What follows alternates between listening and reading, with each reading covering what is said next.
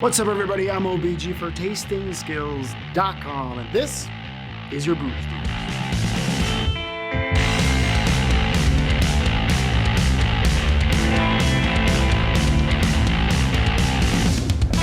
Before we jump into this week's show, do you want to taste like a pro?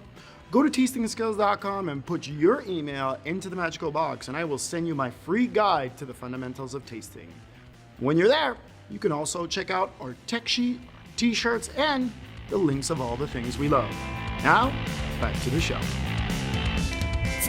NewJersey.com this week reported that booze fairies are leaving baskets of alcohol on doorsteps all over New Jersey. Now that's the kind of green fairy I like, pun intended.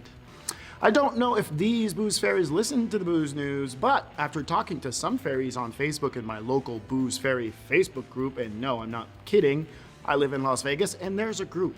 And I suggest that you go see if there's one in your local area, and if not, you should create one. And please donate and help. This is a real thing. And we need more booze fairies in this world. Now, I don't know who came up with this idea, but I love you.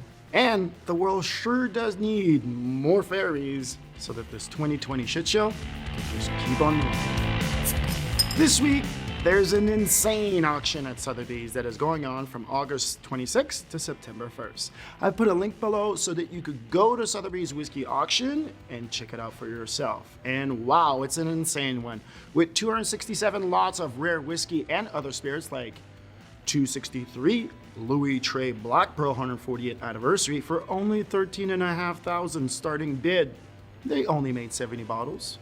But lot number one, we have the Prima Ultima, and it's an insane line of bottles.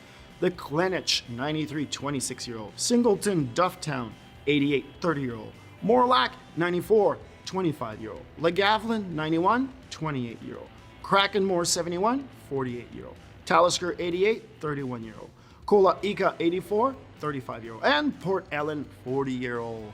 And that's without the actual other 50 lots of Macallan from 45 to 76. But there's the Kurosawa Geisha 36. Or what about a little Yamazaki 93 single cast? I mean, I could go on and drool on these for a few hours here, but I will let you go and drool yourself in the link below. And please, don't forget to let me know which bottle you would like me to review, since I'm probably never gonna get access to those.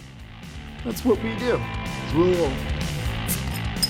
TheSpiritsBusiness.com reported that in Boham, Hong Kong, this week, a new world record was set for the most expensive Japanese whiskey sold at auction, after a bottle of Yamazaki 55-year-old showed up and sold for $795,000.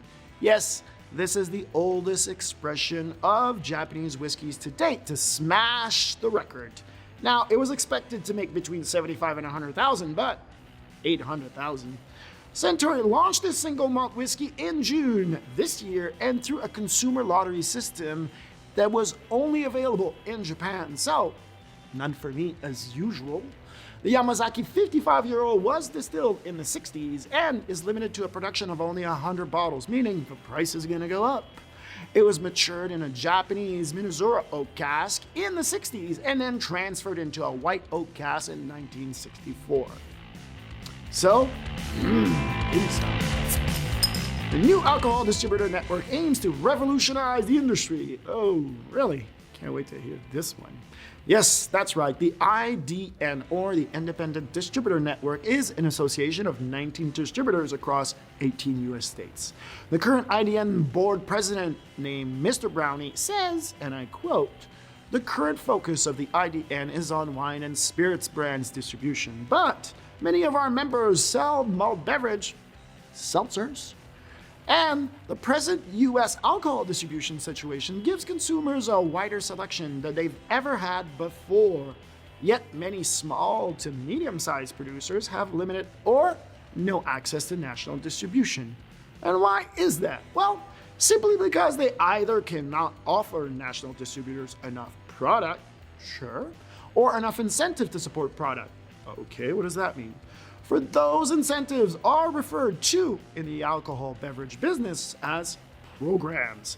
A program includes things like large volume discount, promotional support, and so on. You mean like pay to play for those big chain brands.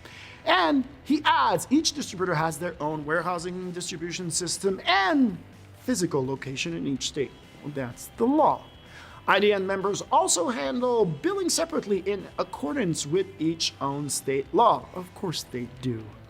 IDN provides a local network of sales, marketing, and brand building experts. So you're gonna go out there and build my brand and not make me come into the market and spend my money. Sure, whatever you say.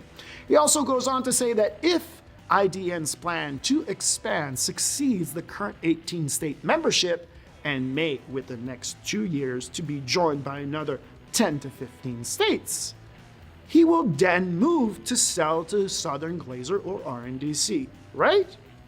That's right. And I quote here, each of the present 19 member companies and family-owned and often multi-generational, it would be a real plus if they would remain that way. But who knows? What can happen? I once worked for a wine distribution company that fit the same description. It was considered one of the best wine distribution companies on the East Coast. Eventually, it was bought out and consolidated into what is now the top US national distributor. So you're gonna call them out or what? You're building a distribution network so you can sell it, if I understand right. Now this right here shows that we live in a distribution monopoly and brings us Hold My Beer.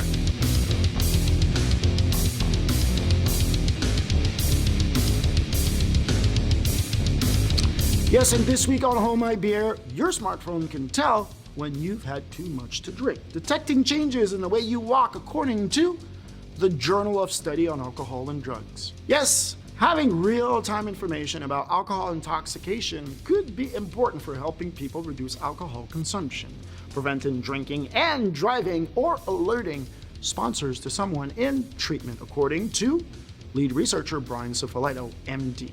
And I quote, "We have a powerful sensor we carry around with us wherever we go." You mean a phone? We need to learn how to use to best serve the public health. You mean like not sell the data and get rich? Dr. Cifolletto goes on and says, "I have taken care of scores of adults with injuries related to acute alcohol intoxication." Yes, I know. Because of this, I've dedicated the past 10 years to testing digital intervention to prevent death and injury related to excessive alcohol consumption. In 5 years, I would like to imagine a world in which if people go out with friends and drink at risky level, meaning getting drunk, Cifolletto says, they get an alert or sent strategies to help them stop drinking and protecting them from high-risk events like driving, impairment violence, interpersonal violence, or unprotected sexual encounter. Really? What the fuck? Going forward, Cifolletto and his colleagues plan to not only build on this research detecting real-world signature to alcohol-related impairment, but also identify the best communication and behavior strategies to influence and support individuals during high-risk periods, such as intoxication. So a few things here. I think this is a great idea, and I am for having this technology into the marketplace, and this is why. 1 in 8 American adults, or 12.5% of the US population, is now meeting the criteria for alcohol use disorder, or being an alcoholic, according to a study on August 11, 2017. That's 3 years ago. Do you think our consumption has gone down? I don't think so. That's 21 million fellow brothers and sisters that are battling alcohol abuse right now. So this is a good idea.